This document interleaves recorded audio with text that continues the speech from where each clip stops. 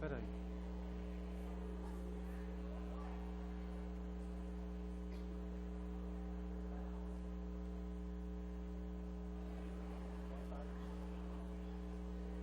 Oi, boa tarde. O nome dela é Tatiana. Luciano está perguntando. Oi, doutora Patrícia. Tatiana do Reis.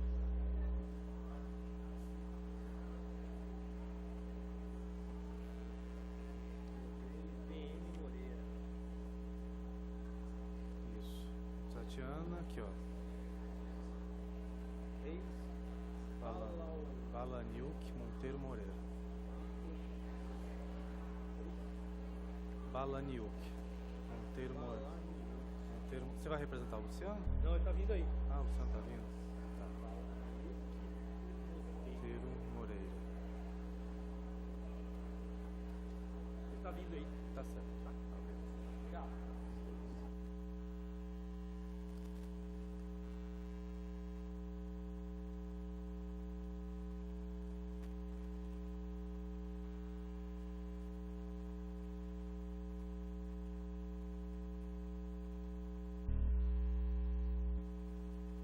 Boa tarde a todos, boa tarde a todas. Daremos início nesse instante aos trabalhos desta tarde, a esta palestra organizada pela Comissão Permanente de Educação, Cultura, Ciência e Tecnologia da Câmara Municipal de Ribeirão Preto, com o tema Orientações sobre a legislação sanitária vigente na educação infantil. Informo aos presentes que esse evento está sendo transmitido ao vivo pelo Facebook da TV Câmara e também pelo canal do YouTube da TV Câmara, e peço a todos que compartilhem, que curtam, compartilhem, para que a gente possa divulgar mais este importante evento, esse importante tema que será tratado na data de hoje. Para inícios dos trabalhos desta tarde, passamos à formação da mesa diretora. Convido para ocupar o seu lugar a presidente da Comissão Permanente de Educação, a vereadora Gláucia Berenice.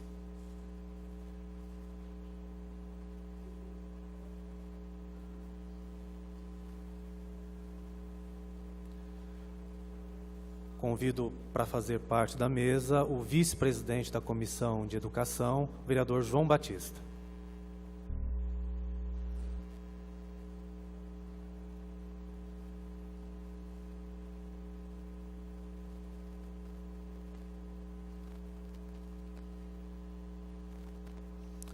Representando a Secretaria Municipal de Educação, a senhora Giovana Mazé Prata, da Divisão de Alimentação Escolar.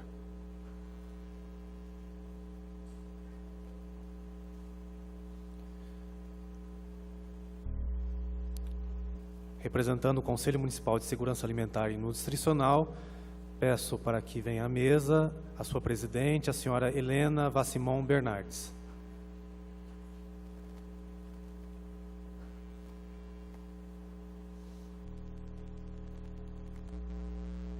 Compondo também nossa mesa de trabalhos, o senhor Danilo de Souza, presidente do Conselho Municipal de Alimentação Escolar.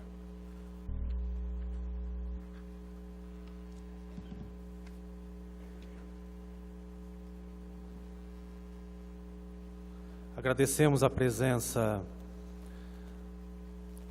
da senhora Jane Aparecida Cristina, aqui neste evento representando o secretário municipal de Saúde, a doutora Márcia Mota, do Programa de Saúde da Criança e do Adolescente da Secretaria Municipal de Saúde, a senhora Emília Chayamit, coordenadora do SAD Ribeirão Preto, e a senhora Luciana Cesoto Ribeiro, representando aqui a Universidade de São Paulo. Eu passo a palavra para a mesa, para a presidente da comissão, para a saudação inicial e considerações iniciais deste evento. Boa tarde a todos, a todas, todos também que estão nos acompanhando pelo Facebook, pelo site da TV Câmara. Nós temos a grata satisfação de, nessa tarde, receber a doutora Tatiana, que vai estar aqui passando informações de grande importância para quem trabalha com criança no âmbito da educação e para todos também que atuam, né, com crianças, seja na educação, na saúde. E desejo boas-vindas a todos e espero que a gente possa ter um momento muito grande de aprendizado. Agradeço a presença de todos os membros aqui da educação, do Conselho de Segurança Alimentar, e dizer que estamos aí, a casa está com uma pendência com vocês, que com certeza amanhã nós vamos resolver, né? Sei que tem angustiado, né? Mas amanhã a Câmara vai estar reunida com vocês justamente para levantar essa questão. E já, né, passar a palavra para que as demais pessoas da mesa possam se colocar para darmos início aos trabalhos dessa tarde. Obrigada. Convido para fazer uso da palavra o vice-presidente da Comissão Permanente de Educação, o vereador João Batista. Boa tarde a todos. Uma alegria muito grande estar nesta tarde reunido com vocês, né? Como a Gláucia, nossa chefe, presidente da Comissão de Estudo de Educação na Câmara Municipal, colocou, é sempre importante, né, estarmos nos reunindo para discutirmos principalmente aquilo que trata direto com nossos pequenos, nossas crianças, né? Então, será uma alegria muito grande nessa tarde poder estar com a doutora Tatiana também, desfrutando desses conhecimentos, tá? Desse momento tão rico. Então, que todos nós possamos ter um aproveitamento grande, muito bom. Um abraço a todos e, novamente, é um prazer muito grande estar com vocês nessa tarde. Para fazer uso da palavra, a senhora Giovana Prata, da Divisão de Alimentação Escolar.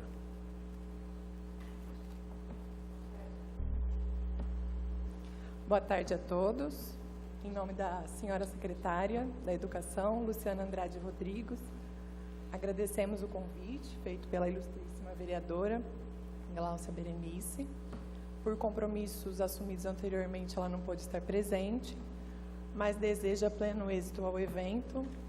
Gostaria também de parabenizar a doutora Tatiana pela conquista do mestrado e que a gente aproveite bem a palestra de hoje.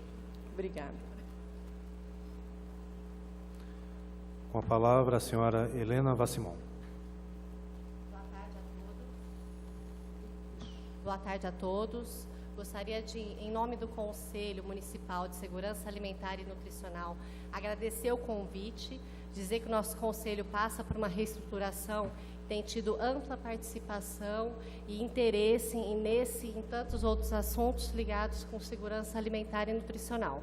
Parabenizo desde já a iniciativa da vereadora e da Tatiana, recém-mestre, e em trazer resultados da sua própria pesquisa para algo mais prático, né? E que vai dar um retorno muito importante para o município de Ribeirão Preto na temática da questão da parte sanitária, né? Das creches. Então, agradeço e o Conselho está à disposição. Obrigada.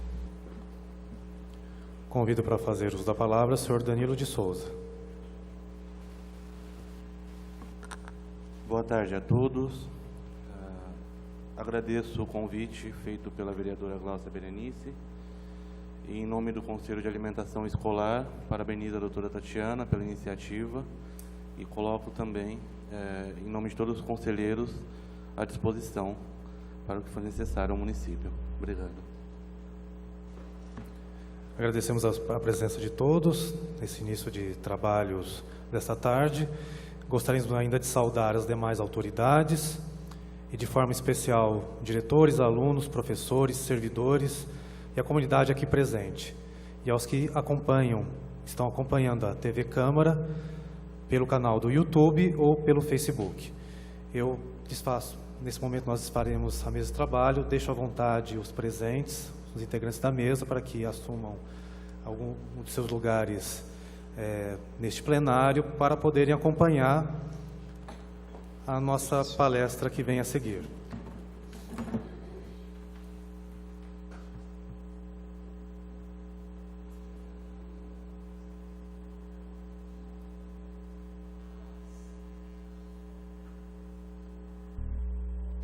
convido para que venha aqui perante a mesa de trabalhos a senhora Tatiana dos Reis Balaniuk Monteiro Moreira, a nossa palestrante desta tarde. Ela que possui graduação em Direito, tem aperfeiçoamento em Vigilância Sanitária, é especialista em Direito Sanitário, especialista em Saúde Pública, mestre em Ciências pela Faculdade de Medicina da USP de Ribeirão Preto e atua como diretora de Controle e Auditoria na Secretaria Municipal de Saúde de Ribeirão Preto, que irá proferir a palestra, que é tema desta tarde, Orientações sobre a Legislação Sanitária vigente na Educação Infantil.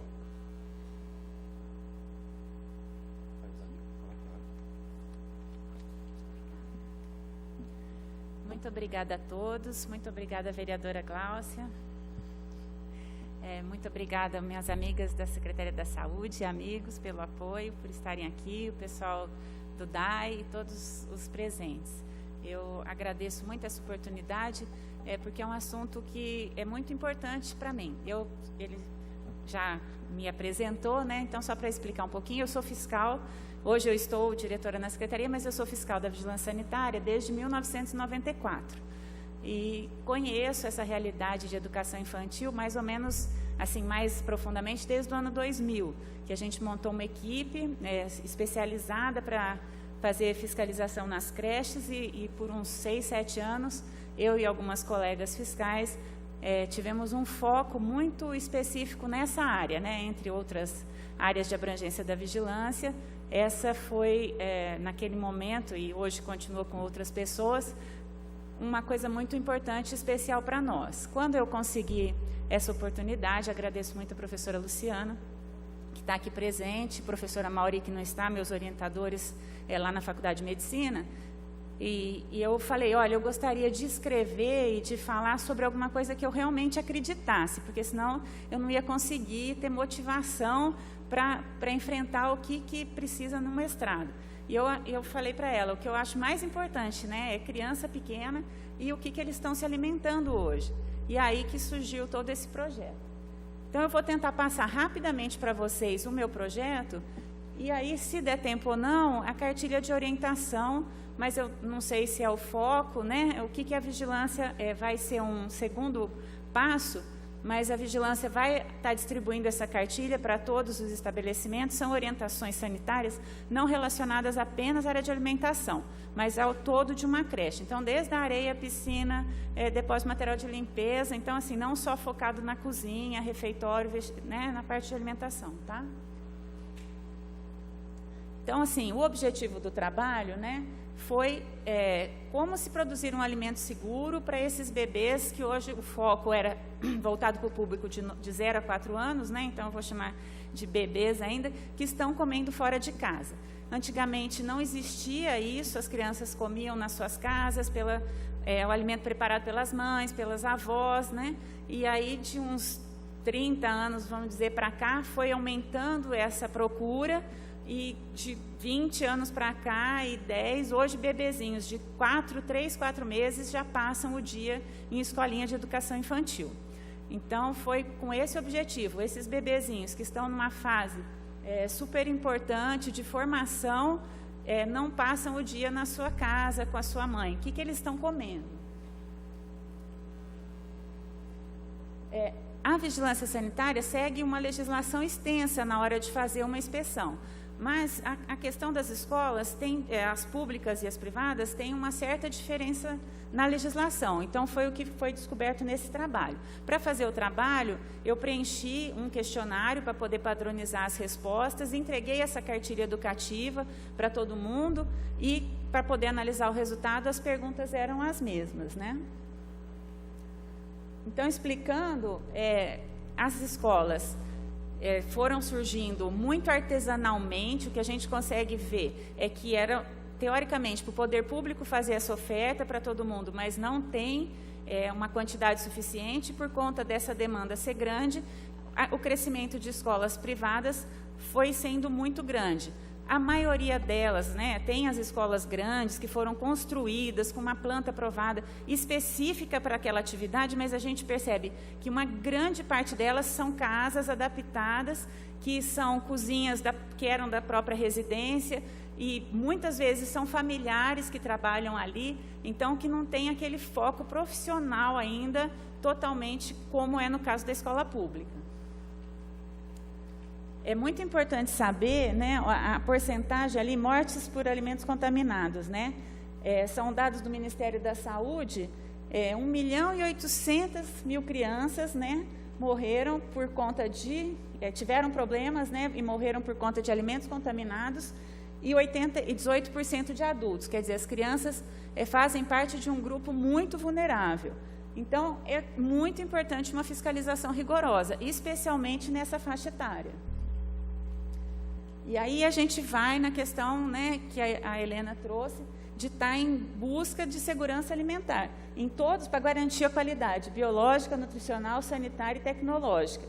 E usar ferramentas de controle, que não é só a fiscalização, mas eu acho que uma coisa muito importante é a questão da educação. E aí a gente vai depois chegar até nos pais, para terem essa consciência e como é importante focar na alimentação dessas crianças. Existem diversas formas de contaminação, e aí tem um lado do trabalho que fala do preparo, e aí ali como armazena, como faz, como manipula, como guarda, mas também como transporta, como, da onde compra, da onde vem, né? É uma coisa bem extensa. Então, nunca esquecer que são crianças que têm ainda o sistema imunológico em formação. Informação, e por isso eles demandam de muito mais cuidado do que os adultos.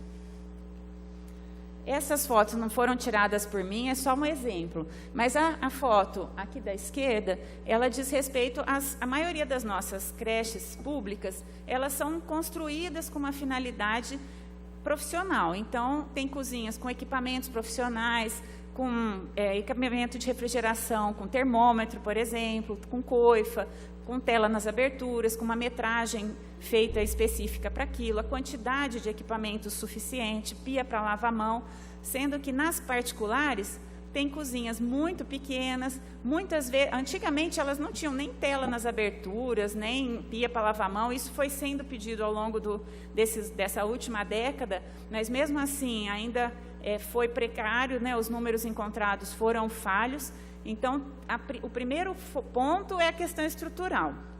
Entre a vigilância sanitária sempre foca em três, eu divido em três partes, né? Uma é na questão da estrutura, a outra na documentação e a outra nas boas práticas, né? Então, a gente falando da estrutura física, que ajuda muito o profissional que vai manipular esse alimento, já dificulta na escola privada. Existem diversas leis, eu não quero nem cansar vocês, mas uma delas é o SISAM, que é o Sistema Nacional de Segurança Alimentar e Nutricional, que foi criado para assegurar o direito humano à alimentação adequada. Eu fiquei surpresa como nós temos legislação relacionada à alimentação e segurança alimentar. Eu, enquanto fiscal da vigilância, conhecia a legislação sanitária, mas essa legislação federal mais assim, abrangente, eu fui aprender agora. E aí, ela fala, né, especialmente são leis federais, que grupos específicos devem ser protegidos, né? Então, quando a gente foca na saúde do idoso, na saúde do deficiente, são grupos que precisam de um cuidado e de uma atenção maior.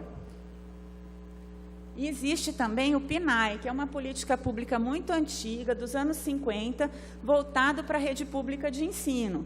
E aí, depois, em 2009, saiu uma lei, regulamenta vários aspectos.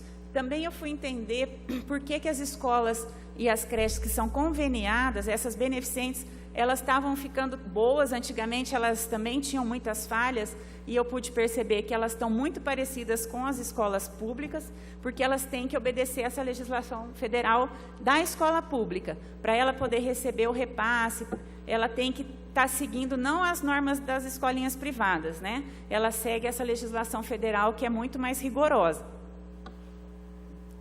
O PNAE, existe um nutricionista responsável e que tem um cardápio elaborado de acordo.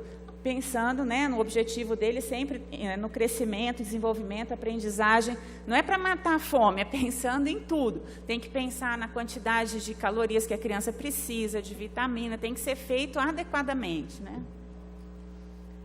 Aí nós temos a legislação da educação e da saúde, e as duas vão falar da importância da alimentação. A gente encontra, inclusive na Constituição, essa importância. E aí a lei federal, que fala da exigência, inclusive para os filantrópicos, e na área privada nós temos duas portarias, uma interministerial da Saúde e Educação e a portaria do Ministério da Saúde 2715. Primeiro que portaria não é lei, né? Portaria tem um valor assim muito mais brando, vamos dizer assim. Ela foi feita para ser usada era para ser feita, né? Entre o Ministério, era uma coisa diferente. A gente precisava de uma lei. E mesmo nessas portarias não fala que é obrigado ter um nutricionista ali, que é obrigado ser um cardápio assim. Então a gente vai pegando por analogia. Até eu estava conversando com a minha chefe lá da Vigilância Sanitária, ela falou, Tati, mas tem lei para o transporte, tem lei para... Eu falei, sim, mas quando a gente foca na escola de educação infantil, enquanto na escola pública você vê que tem uma turma de nutricionista que se responsabiliza por aquele alimento, que treina aquelas cozinheiras, que elabora aquele cardápio, pensando na alimentação da época, que tem que ser uma coisa bem específica, então, voltada para as estações do ano, porque as crianças estão precisando, até o cuidado com uma alimentação especial. Se a criança, por exemplo, tem alergia à lactose, tem uma legislação que a Secretaria da Educação tem que obedecer e comprar um leite específico para aquela criança.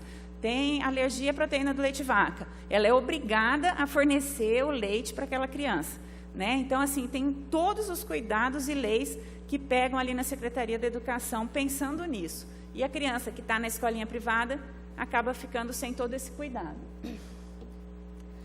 Existe, então eu pus aqui, e não é finalizada, essa lista não é conclusiva, tem até mais, uma legislação extensa na vigilância sanitária para auxiliar o fiscal. Mas em todas elas, né, acaba que nenhuma é voltada para creche. Nós temos uma resolução do Estado de São Paulo e temos uma portaria do Ministério. Mas, assim, nenhuma delas fala essas coisas. Tem que ter um nutricionista responsável, tem que voltado para a criança. Nós não temos isso. Nós usamos a legislação que fiscaliza um restaurante para ver a estrutura física da escolinha. A legislação que serve para transporte no geral, para exigir que tenha um transporte adequado.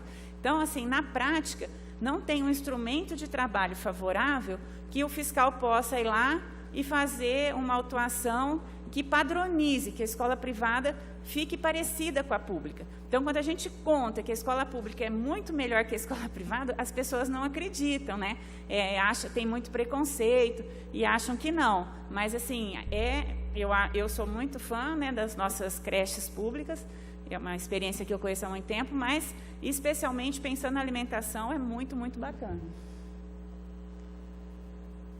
Eu pus só para citar, então, existe um CNAE, um Código de Atividade Econômica, que é de educação infantil, para criança até 6 anos, que é passível de licença, e a Portaria da Vigilância Sanitária, que é o Centro de Vigilância Sanitária do Estado de São Paulo, fala que é uma atividade de alto risco, classifica como alto risco e precisa de inspeção. Então, todas essas escolas, porque hoje nós temos baixo risco, médio, tem o que precisa, o que é isento de inspeção, só vai se tiver denúncia, mas escola de educação infantil precisa de licença e precisa de inspeção.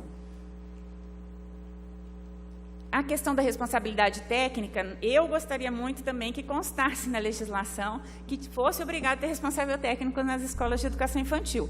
Considerando o risco, né, como é de alto risco, eu acho que tinha que ter um nutricionista responsável.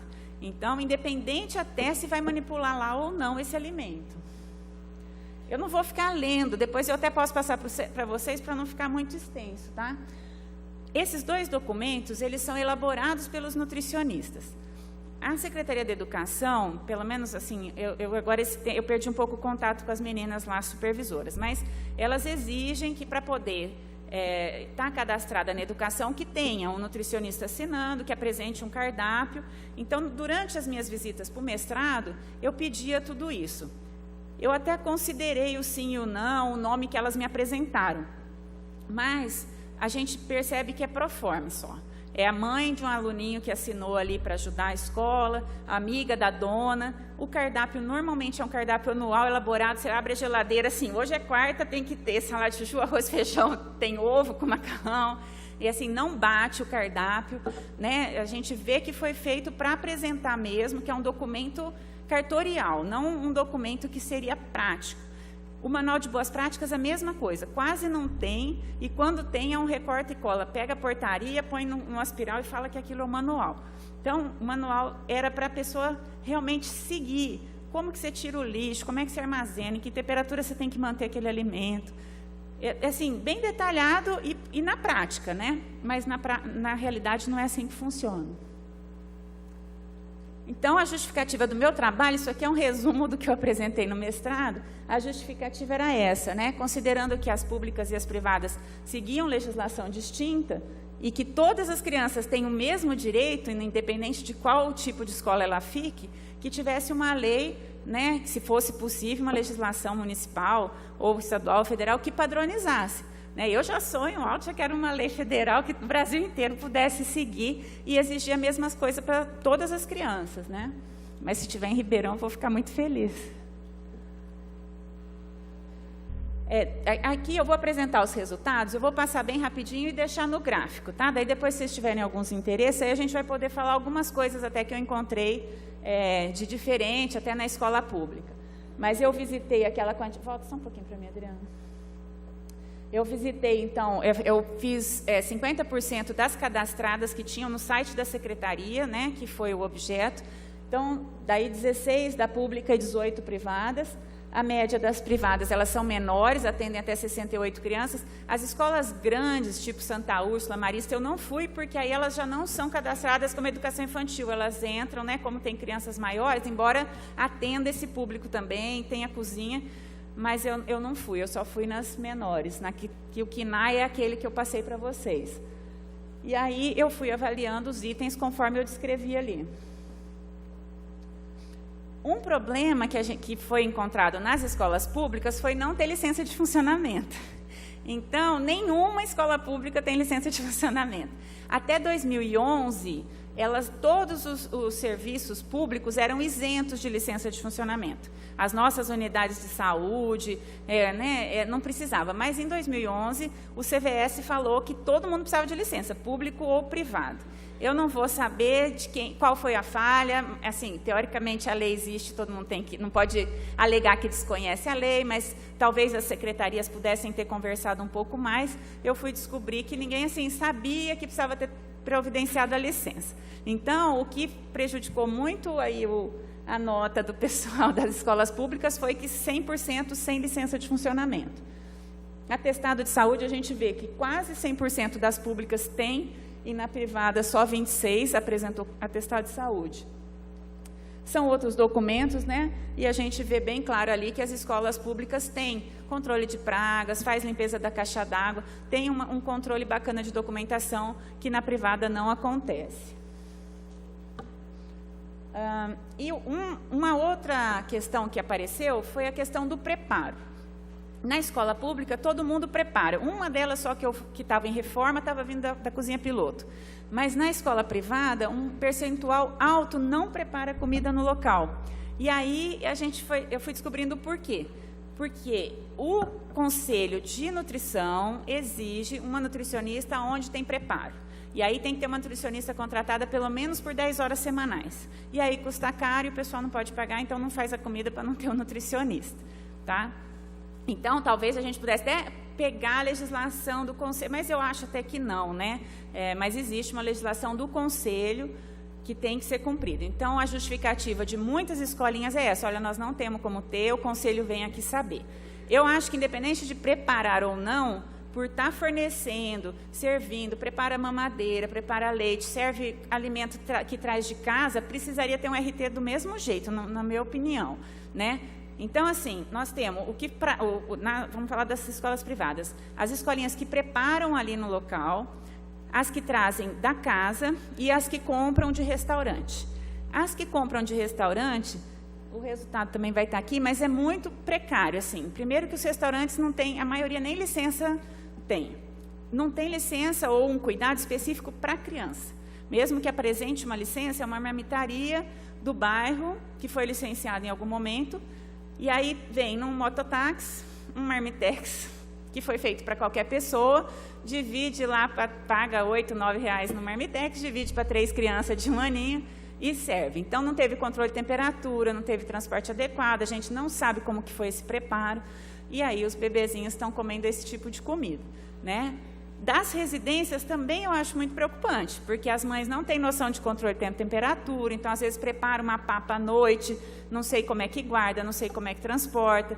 Se a escola fez esse controle de chegar, pôr na geladeira, esquentar até a temperatura tal, todo aquele cuidado, a gente também não tem essa noção. Além do que, tem mãe que manda uma papinha caprichada, uma mãe manda bisnaguinha com suco capo, né? Muita comida industrializada, muita, assim. Em muitas escolinhas a mãe manda, que tem, você vai na cozinha, aquele monte de pacotinho de bisnaguinha, muito suquinho industrializado, muita bolacha recheada, e assim, falar, pelo menos vai vir de casa, mas que as mães tragam uma salada, fruta, não encontrei isso, tá? Então, desculpa, Adriana, nem vi que estava aí. Então, ali está o... Lá de trás. Olha lá, ó, 62% vem de restaurante, né? E 37% vem de casa, desses que não preparam no local. Aí, acho que a gente pode passar, mas aí eu tenho os resultados mais importantes na questão de estrutura. Então, lactário, por exemplo, né, um dos itens que era muito importante, pia para lavagem de mão, só 27% das escolinhas privadas têm esse cuidado. Pode passar todos eles. Na cozinha, a mesma coisa, né? Os resultados são muito contrastantes, né? Cuidado de ter luminária com proteção, tomada, espelho de tomada, coisas assim que passa batido muitas vezes nas escolas privadas. Equipamento de refrigeração com termômetro, nas escolas privadas praticamente não tem, tinha em 2, né? A questão do cuidado do lixo, pode passar.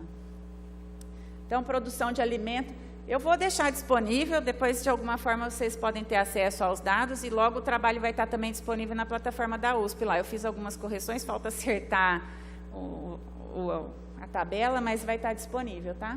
Pode passar.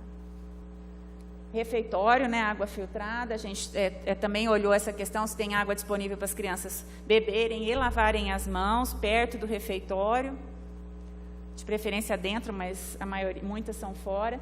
A questão da área externa, pensando em controle de pragas, principalmente, se tem um lugar adequado para abrigo de lixo. Antigamente, a legislação pedia abrigo de lixo de alvenaria, então eu tinha que ter um lugar para guardar aquele lixo até a coleta vir. Lavável, revestido de azulejo, ponto de água, ralo, tela, mola. Hoje a gente aceita aquele lá cesto plástico fechado, não é tão bom, mas aceita, mas o adequado seria o de alvenaria. Então, vamos para um comparativo de resultado. A gente vê ali, treinamento do manipulador. Na escola pública tem as meninas lá do Departamento de Alimentação Escolar, então todas as nossas cozinheiras são treinadas. Na privada, só 13% apresentou algum tipo de treinamento, né? Manual de boas práticas está muito pouco nas duas. O pessoal lá do DAE talvez não faz para deixar em cada escola. Eu encontrei em uma escola, porque uma estagiária tinha passado por lá. Uniforme, acaba que as escolas públicas, EPI e uniforme, foi o que baixou aí, foi a Havaiana, né? É muita Havaiana. E aí a gente pede que quem está cozinhando usar sapato fechado para proteger de cair água quente, cair uma faca, e na hora de estar lavando, fazendo faxina, usar bota plástica para não derrapar, cair, mas o pessoal quer usar Havaiana, então acaba que atrapalha aí o resultado. E a questão de adorno, tirar aliança e brinco, aí é uma resistência também alta, né? Então, olha lá, 50% lá das escolas públicas estava o pessoal de adorno.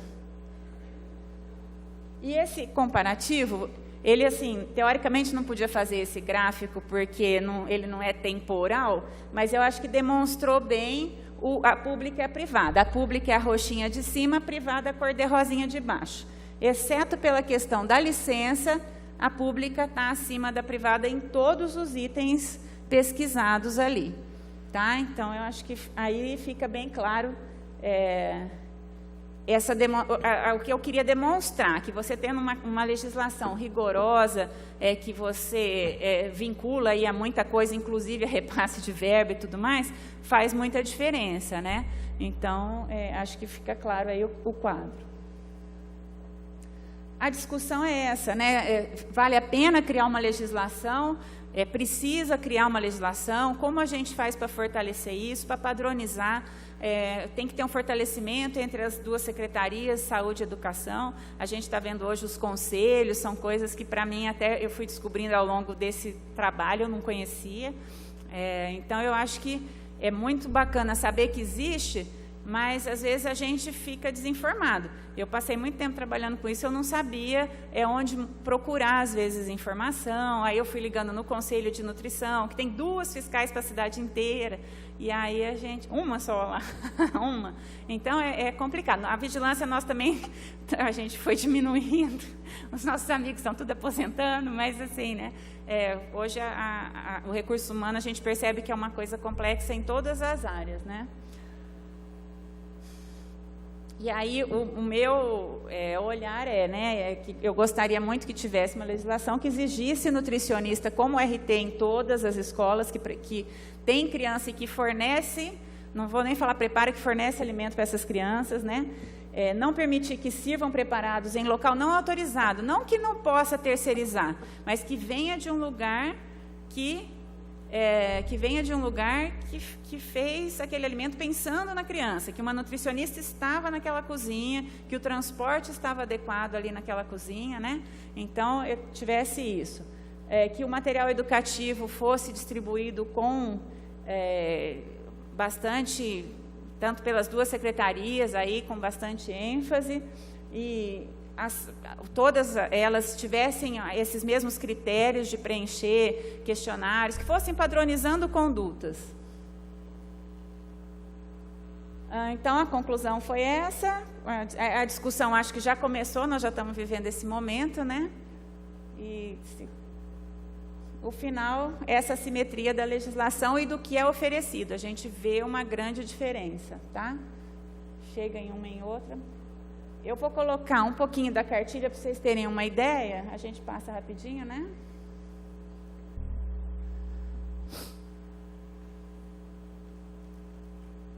A cartilha eu elaborei para o mestrado, e aí assim, eu peguei as orientações que a gente seguia na vigilância, fiz um livrinho, porque eu queria ter alguma coisa para deixar enquanto fosse lá visitar a escola, para ter uma contrapartida. Aí, ele ainda está no formato que eu fiz ali, elaborado mais ou menos, e a Vânia, a chefe da vigilância, está corrigindo num formato mais adequado, aí está com as correções da Vânia, para a gente publicar, sair lá pela secretaria, para a vigilância ter um material para estar entregando. Então, ela apresenta, né, em qual legislação que ela está baseada, qual que é o público e o foco. Aí, a documentação que a vigilância exige, é uma lista grande, a Vânia estava vendo, até falou, meu Deus, né?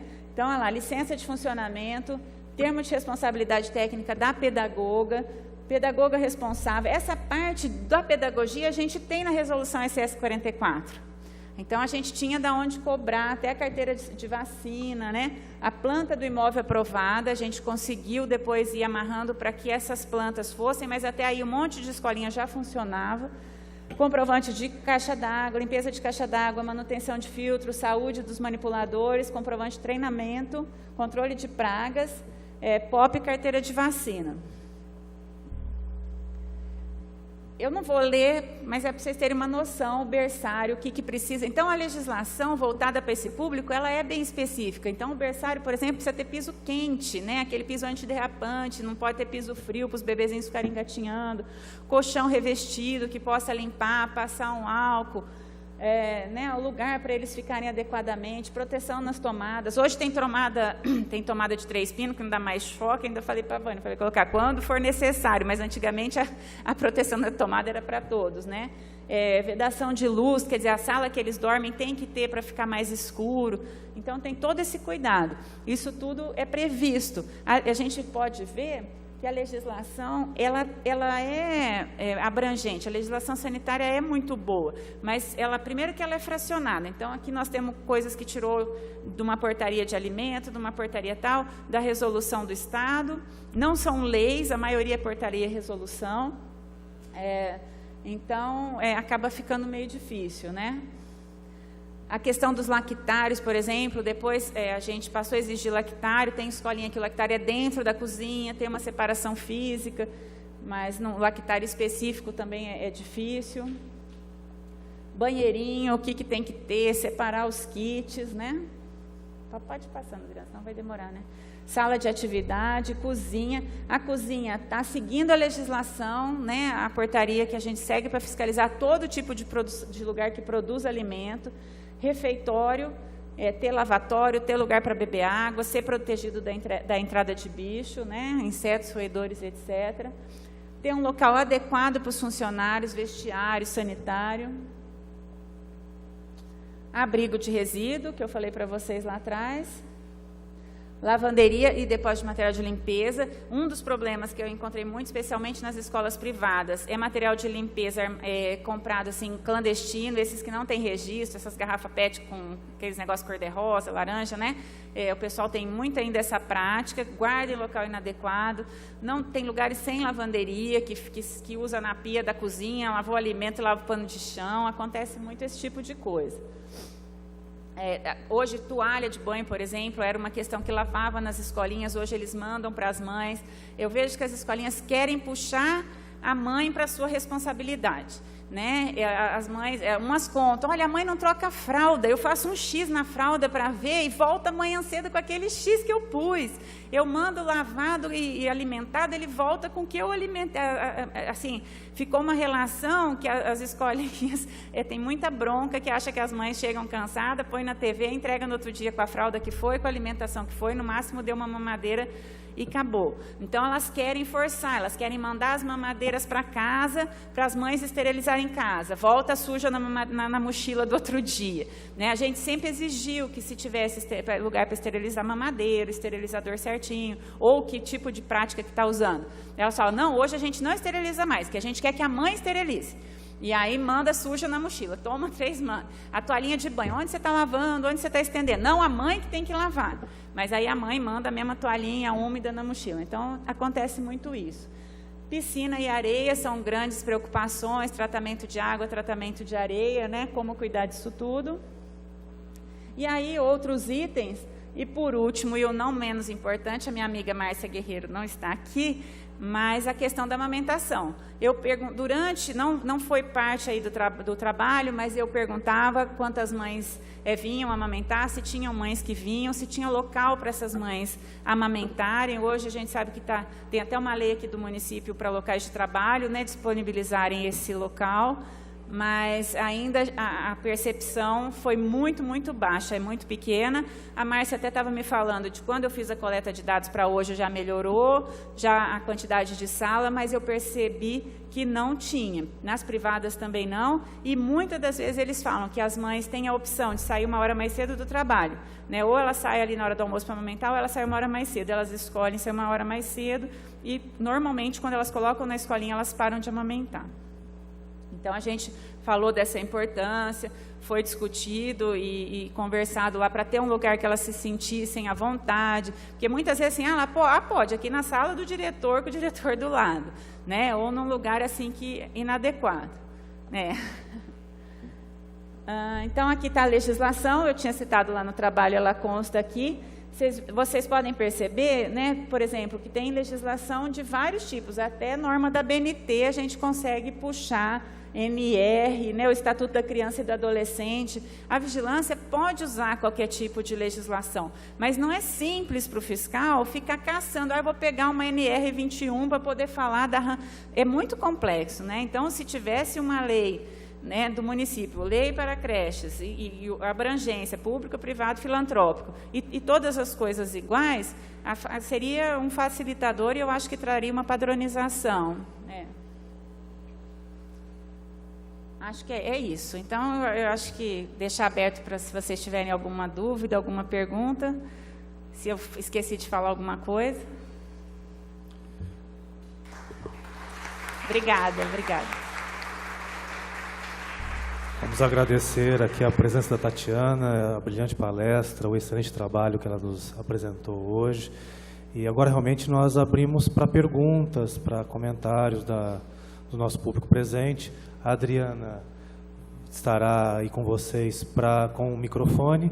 E eu convido os vereadores Glaucia Berenice e João Batista para que ocupem um lugar na mesa. Fique à vontade também, Tatiana, se quiser ocupar aqui a mesa, para que também possam participar desse debate.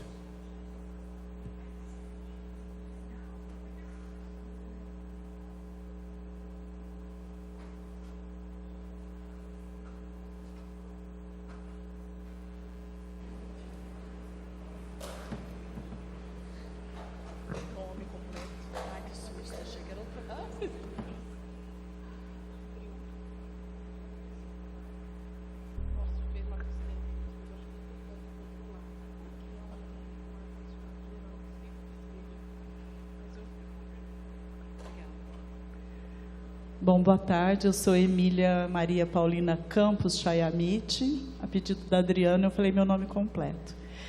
Aí, Tati, eu queria saber, eu tive uma curiosidade, em relação às creches públicas e privadas, deve ter uma legislação, é que eu sou leiga no assunto.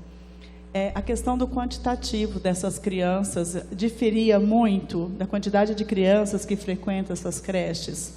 E outra coisa, em relação às creches, eu sou de uma época antiga, né, e a gente tinha creche no serviço, no Hospital das Clínicas, por exemplo. Você chegou a fazer visita também nessas instituições?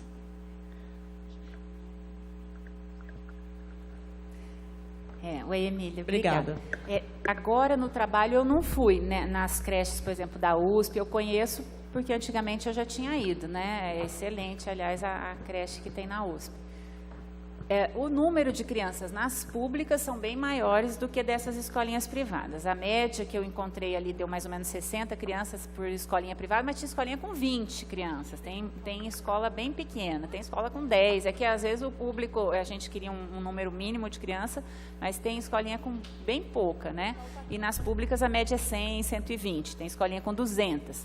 Elas são separadas, as públicas de 0 a 3 e 11 meses, e depois é SEI e depois EMEI, né, que é de 4 a 6 anos. Elas são separadas por faixa etária. Então, assim, mas mudou muito essa questão das creches. Quando a minha filha, que está aqui sentada, prestigiando a mãe dela, uma super filha que eu tenho, e quando ela nasceu, eu fazia faculdade, e eu já tinha o irmão dela, né, que a minha sogra tinha ajudado, eu fui procurar algum lugar. E era muito difícil. Ela tem 26 anos. Meu filho ia numa escolinha de manhã, ela queria ir junto, ela era super esperta, não usava fralda, ela tinha 1 ano e 8 meses, ela não usava fralda, ela falou muito rápido, e ela queria ir com o irmão, eles não deixavam, as escolinhas eram para mais de 2 anos. Ter berçário naquela época era uma coisa raríssima, e meio período, né? Assim, esse público, eu vi essa diferença com o passar dos anos. Então, hoje, a gente vê, só que, por exemplo, o horário da creche pública, eu tenho um netinho, filho da Lu, estava numa escolinha nossa da rede, termina 11h20, né? Ele tem 5 anos. Como é que você sai, ela estuda, é muito difícil, o integral acaba muito cedo. Ele está sofrendo, ele foi para uma escolinha privada agora excelente, ele sente falta lá da Ana Gabarra, né? Que era muito, muito boa mesmo, né? Não só na questão da alimentação, mas das nossas professoras, a direção. Eu, assim, fui super bem recebida nas nossas creches. No geral, eu fui bem recebida, mas nas públicas especialmente. Mas, então, assim, mudou muito e é muito distinto. Uma é um número maior, só que ela é construída mais adequadamente, né? É uma coisa já feita para aquilo, né? As funcionárias são concursadas, as cozinheiras são concursadas, treinadas, então elas ficam por um período maior, né? Então, é bem diferente.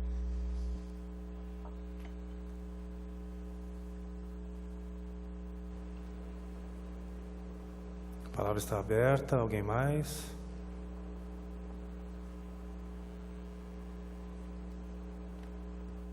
Não só perguntas, mas também contribuições, experiências que vocês queiram trocar, compartilhar.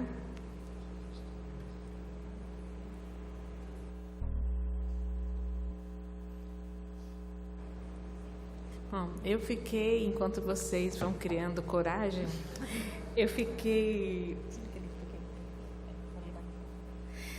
quando a Tatiana me apresentou a cartilha, e, na verdade, os dados, eu fiquei muito incomodada com a realidade que ela encontrou, né? E por saber, né, que nós não temos uma legislação própria para isso. E da importância que nós temos, nós sabemos que o poder público, ele acaba se qualificando naturalmente por uma série de exigências, pelo acesso à informação, né? As exigências, elas são maiores para recebimento de verbas federais.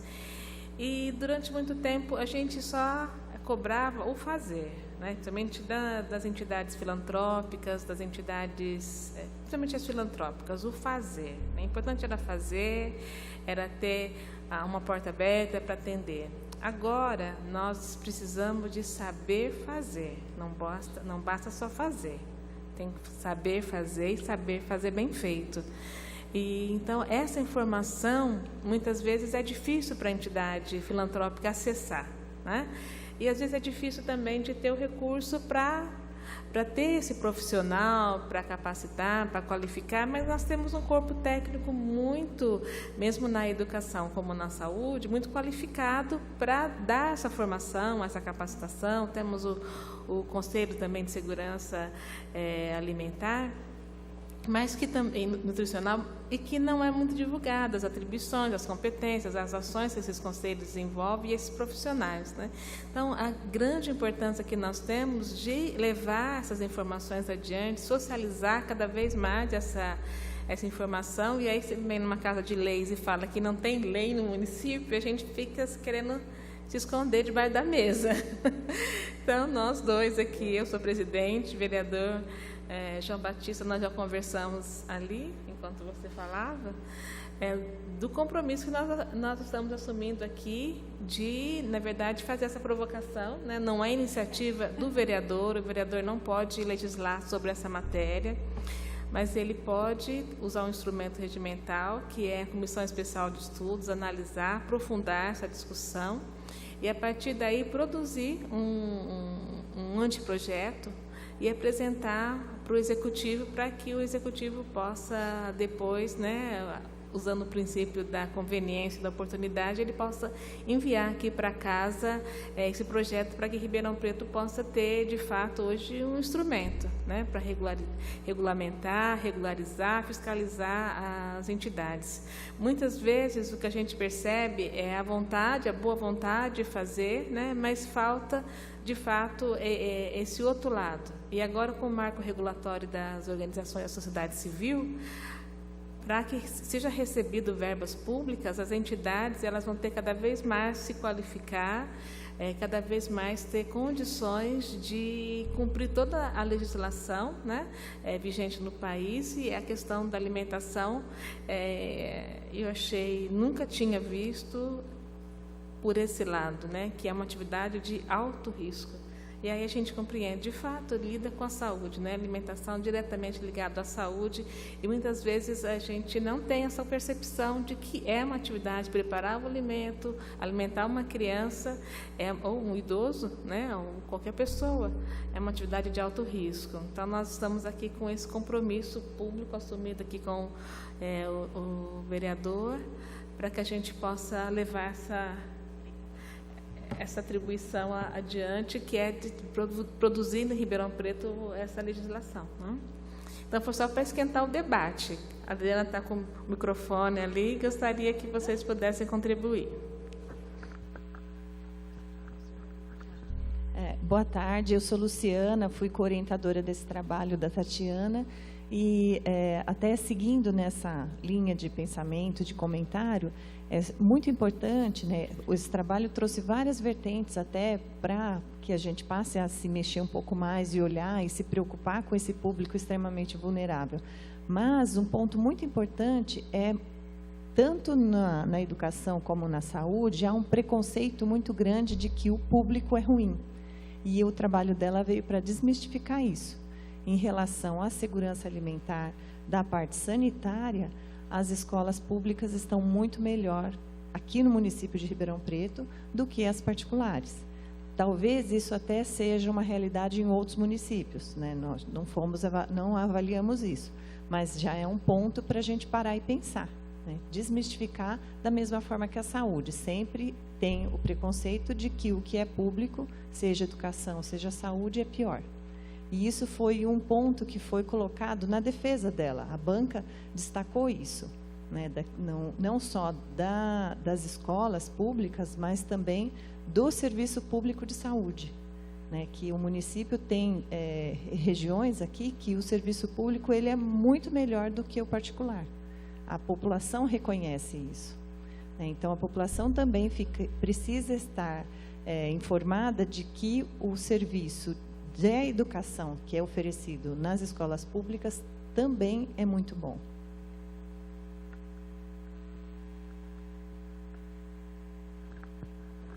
Os dados deixaram isso bem claro, né? Muito evidente, né?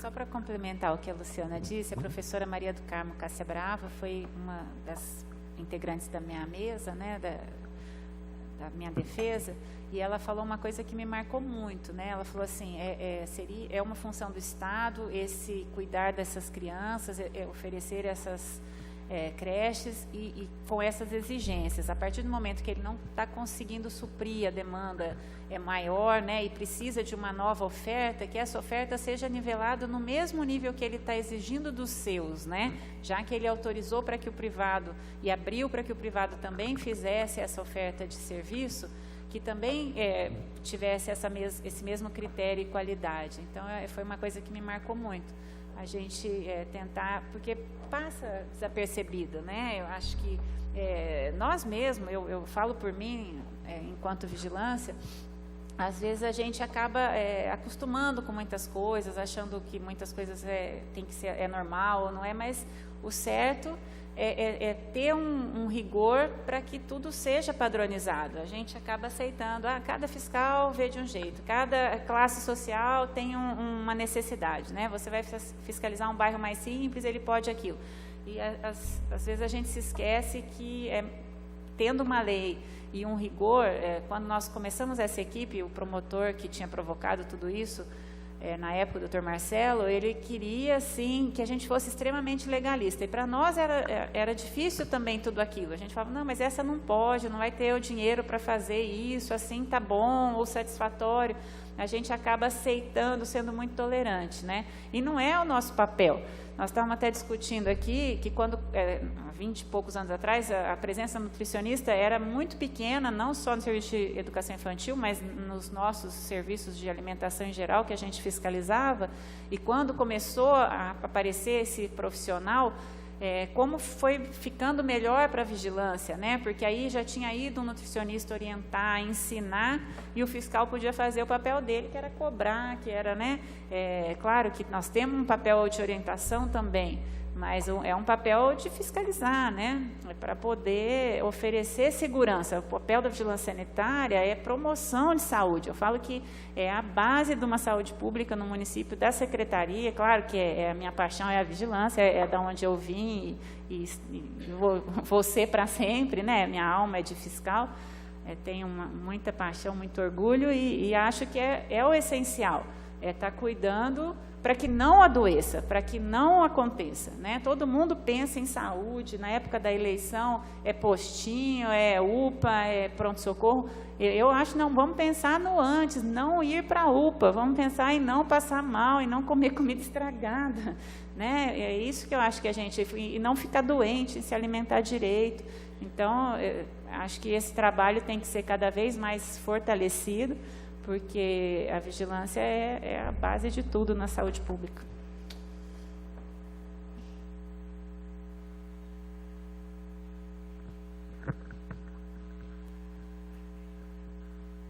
A vereadora está falando para disponibilizar a cartilha. Eu vou ver como é que a gente consegue, talvez, Jane, no site da secretaria, colocar em algum lugar na página da secretaria esse arquivo que está aqui, ainda está...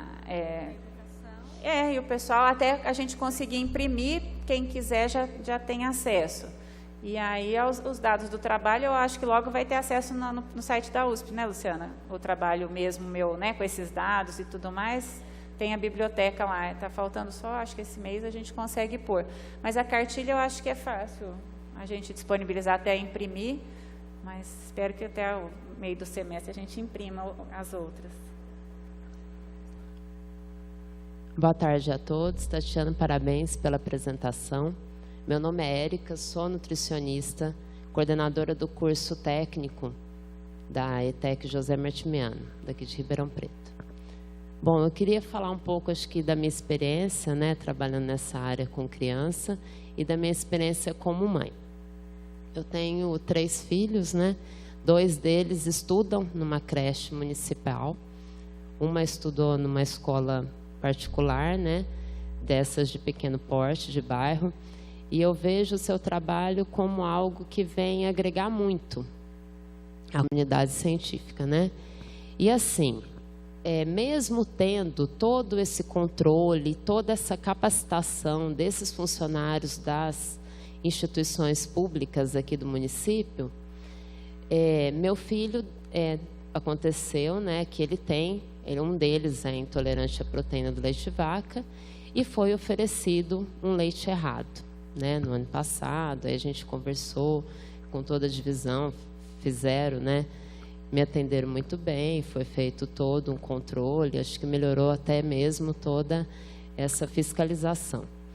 Mas eu me assusto muito em pensar como que será que é a capacitação dos profissionais dessas escolas de pequeno porte privada e como lidar com essa situação, né? Acho que a gente vê aí resultados que são muito assustadores, com cuidado com as nossas crianças e o que a gente pode fazer, né? Você, com toda a sua experiência na área que você trabalha. Obrigada.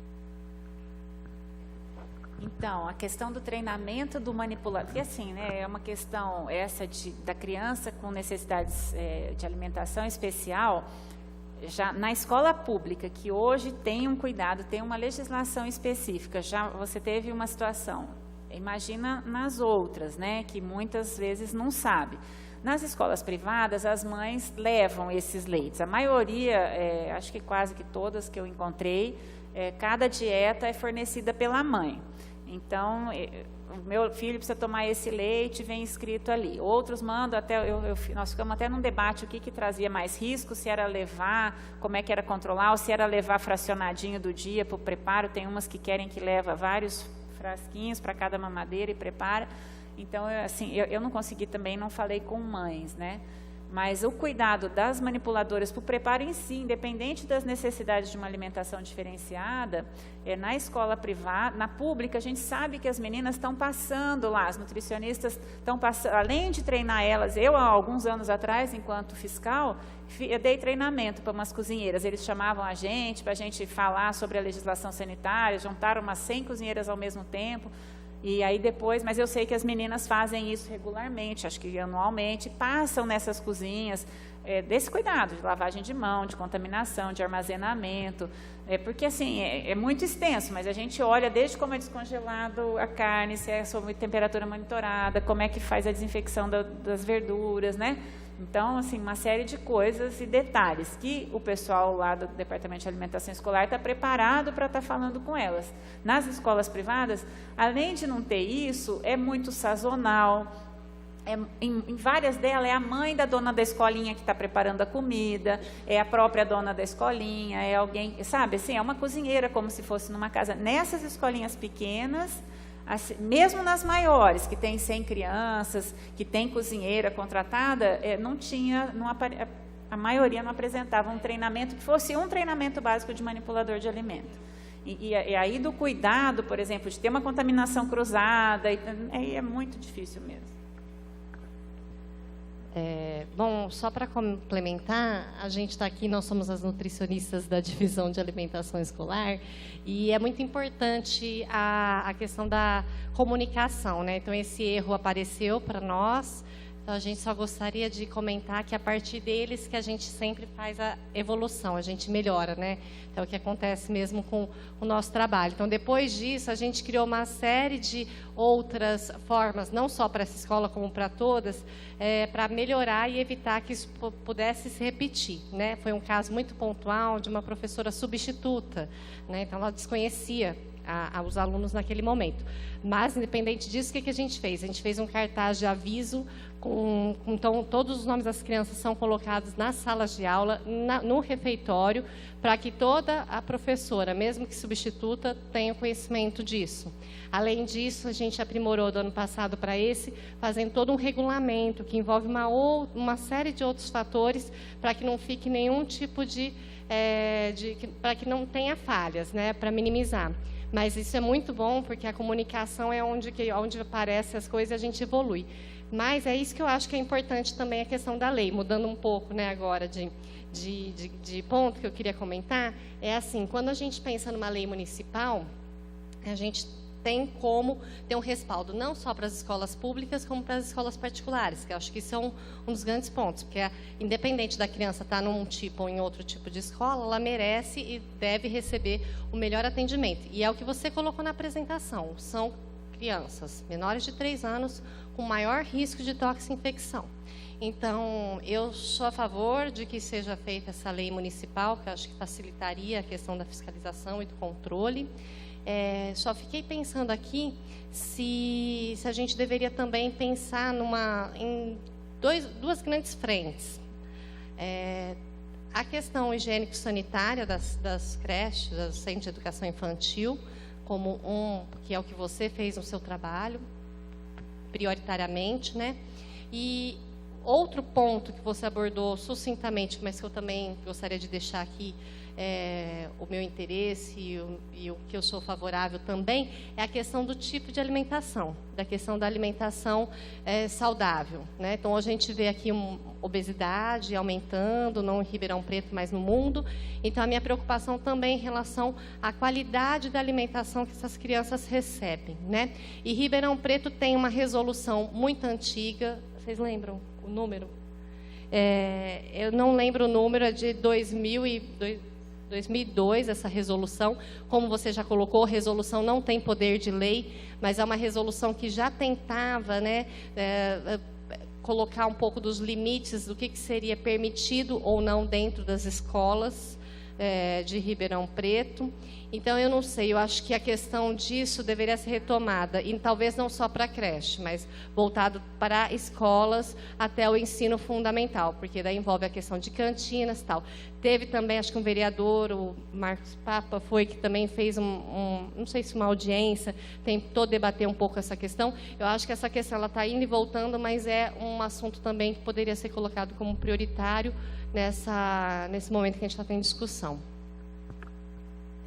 A questão, eu descobri nesse estudo, legislação federal para as cantinas das escolas tem, para essa questão da alimentação saudável. Quando começou a proibir, assim, teoricamente não era para vender refrigerante, salgadinho, tem uma legislação para as cantinas de escola de criança maior.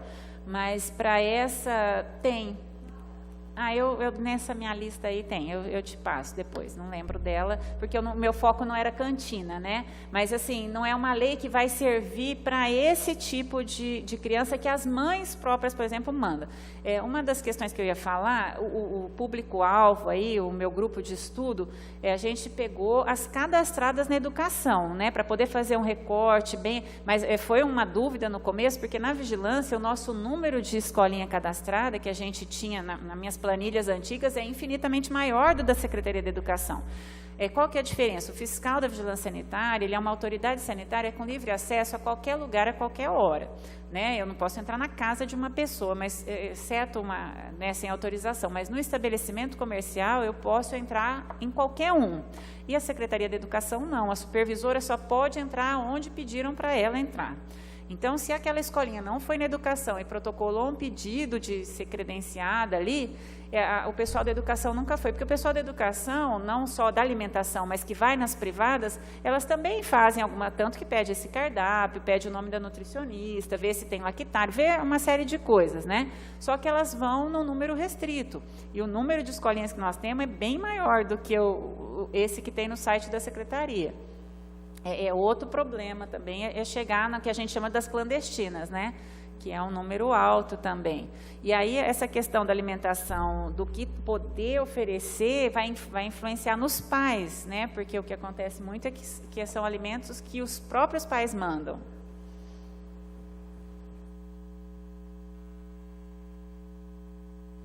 A doutora Tatiana tocou num assunto muito sério, que diz respeito às clandestinas. Nós temos um número altíssimo de escolas clandestinas, né? E se algumas conveniadas ou até algumas privadas, a gente já percebe, né? Agora, imagina essas escolas clandestinas. Então, é importante... Nós temos esse déficit de 4.000 crianças em educação infantil que estão sem atendimento no município, né? Nós, como membros da Comissão de Educação, nós trabalhamos bastante no plano de expansão de vagas, mas por uma série de dificuldades financeiras, o município não vai conseguir avançar nessas 4.000 vagas. E com essa demanda crescente, o que a gente vê, as mães precisam de... Todo dia chega uma mãe no gabinete pedindo que a gente interceda por uma vaga, né, pelo filho dela, né? Não, tem uma lista de espera bem definida, está no site da Secretaria da Educação, e o desespero dessa mãe, e ela vai lançar mão do que aparecer, né? De uma cuidadora ali no bairro, de uma clandestina que vai custar mais barato, vai estar mais acessível a ela, mas é esse grande problema que a gente encontra, né, que na verdade depois nossas crianças acabam cometidas por uma série de doenças que poderiam ter sido evitadas, né, se houvesse um atendimento mais qualificado. Então também é uma linha que a gente tem procurado trabalhar, mas conta muito também com a consciência, né, da população, de entender que precisa de buscar atendimento em instituições que são credenciadas, né, porque sofrer a fiscalização, a autorização do poder público e tem minimamente condições de estrutura para atendimento, sendo que a clandestina é irregular, né, com certeza foge de vários critérios aí de qualidade, desde da parte pedagógica, como também da estrutura física, operacional e de pessoal. Então, é um trabalho muito grande que a gente tem ainda para fazer, né, na nossa cidade. Mas cada um dando a sua contribuição, a gente consegue construir essa coxa de retalhos, né? Acho que aí fica bonito.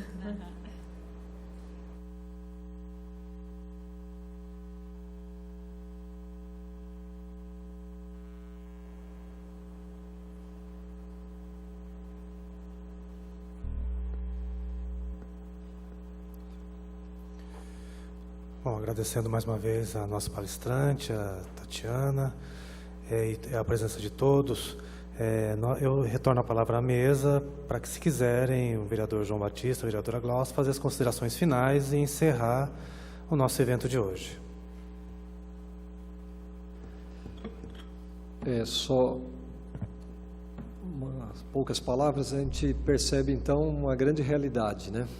Temos aí e muito trabalho.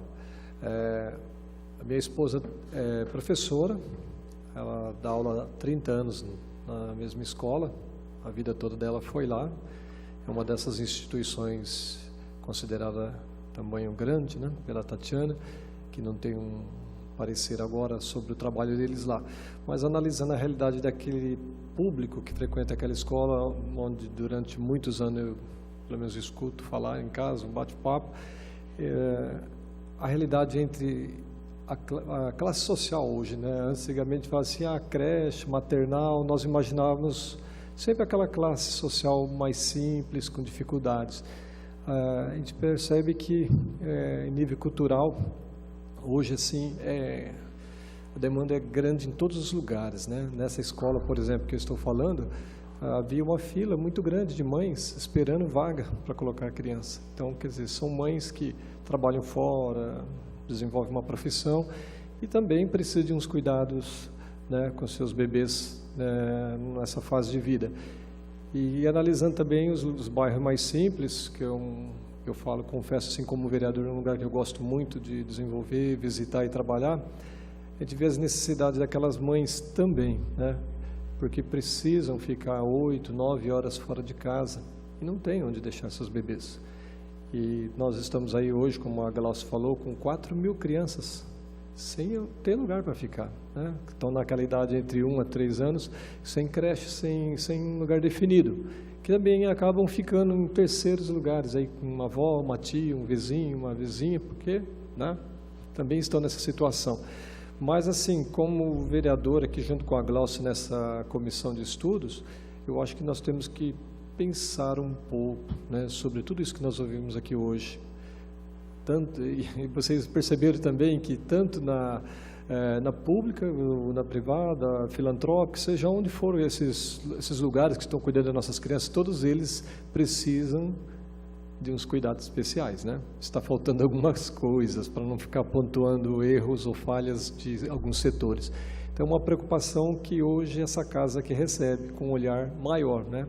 Até o momento nós preocupamos com vaga, lugares para colocar essas crianças. Mas não é só isso, tem muito mais coisa para fiscalizar. Eu estou hoje afastado temporariamente da empresa a qual eu sou registrado, porque é uma empresa norte-americana e eles não permitem a presença de um vereador, um prefeito, um deputado exercer o trabalho enquanto está exercendo o mandato, né? Então, mas lá eu tenho uma experiência que na área de manipulação de alimentos que vai ser vendido, por exemplo, é rigoroso demais, né? A situação do quantas vezes tem que lavar as mãos, que tipo de luva que tem que usar, que tipo de bota que tem que entrar, que tipo de material que as facas, os garfos são manipulados. E eu ficava olhando assim, observando, falei, mas são exigências demais? Eu pensava comigo, né? Mas analisando que não são exigências. É uma empresa, tudo bem, com cultura norte-americana, mas que serve para nós, né? Também aprendermos que as nossas creches, nossas escolas precisam desse cuidado. Se eles chegarem a esse ponto, desenvolverem que aqui, tudo aquelas necessidades são uma prioridade assim, total, é porque faz bem para a saúde, né? É um retorno. Então, nossas crianças aí precisam urgentemente dos vereadores, viu, Glaucia? Do nosso prefeito, a Jane que está aqui presente, da saúde, né? E podemos olhar com um carinho um pouquinho mais especial, não que não tínhamos, mas podemos, a partir dessa palestra de hoje, olhar com uma preocupação um pouquinho maior. É isso que eu gostaria de deixar como palavra final. Obrigado.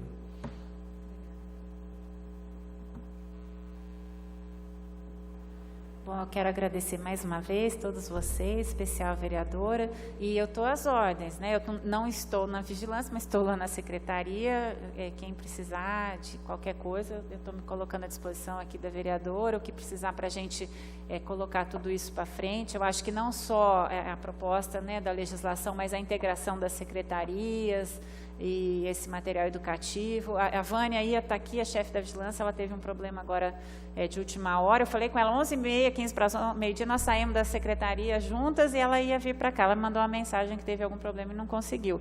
Mas ela também está às ordens para quem precisar lá e colocar a vigilância. Agora, vamos pensar um pouco nesse... Já sempre teve esse cuidado, né? Foi uma coisa sempre importante para nós. Mas acho que agora, com essa nova fomentação do diálogo e dessas questões, então, quem precisar de nós, tá bom? Obrigada a todos.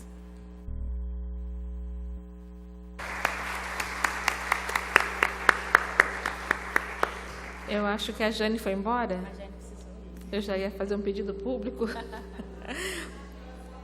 lá, ela faz para as duas. Oi? As duas levam. Fazer para as duas. Porque nós estamos combinando aqui de liberar um pouquinho mais a Tatiana, né? Para a gente fazer essa... Não! Como assim? Tá difícil. Mas eu acho que nós estamos no momento de sensibilização, né? Então, eu acho que é levar a informação, sensibilizar, despertar, né? Para que, de fato, a gente leve essa informação para o maior número e o público mais apropriado que a gente tem que levar para a privada, né? Então, ver uma forma que a gente possa desenvolver para alcançar o público das entidades privadas. Eu quero agradecer, porque eu tenho visto algumas entidades privadas aqui, grande parte do público presente são de instituições públicas, mas também tenho visto algumas privadas. Agradecer muito a doutora Tatiana, que conseguiu, no corredor ali, me sensibilizar, me pegar, né, com relação a essa necessidade, trazer para a Câmara, que foi muito bem acolhida. Agradecer a participação de todos vocês e dizer que a Câmara é isso, gente. A Câmara não tem 27 iluminados aqui que recebe, né, alguma coisa para fazer pelas pessoas. Não, né? Vocês trazem, né? Vocês demonstram aquilo que a cidade precisa de colocar nos eixos, precisa de corrigir, né? Precisa de melhorar. Então, cada vereador está aqui, né? Porque nós somos o poder representativo, justamente para isso, né? Para que vocês tragam, como a doutora Tatiana trouxe, essa questão e outras demandas também que chegam até nós, para que a gente avalie, estude e procure aprimorar. Se tem lei e a lei está muito flexível ou não está sendo aplicada, descobrir, ela já está ultrapassada, precisamos de aprimorar, precisamos de criar leis, né? Precisamos de fiscalizar, porque a lei é boa, mas ninguém fiscaliza. Então, tudo isso é a função, né, do vereador, da Câmara Municipal, e nós precisamos dessa participação efetiva de cada um de vocês, tá? Então, eu agradeço a participação de todos, principalmente da nossa palestrante dessa tarde, e declaro encerrada, então, essa reunião dessa tarde. Obrigada.